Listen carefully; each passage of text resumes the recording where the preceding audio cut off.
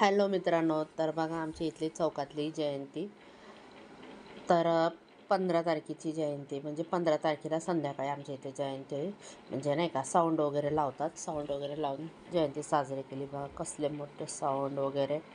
आता ते मी आवाज सगळं बंद केले, मग तर ते असं आम्हाला नाही का टाकता येत नाही आवाजासकट, म्हणून बंद करून मी बोलते. तर असलं साऊंड आता तुम्ही बघतच असाल कसलं भारी केलं आहे बघा. साऊंड वगैरे सगळे पोरं वगैरे नाचत होते.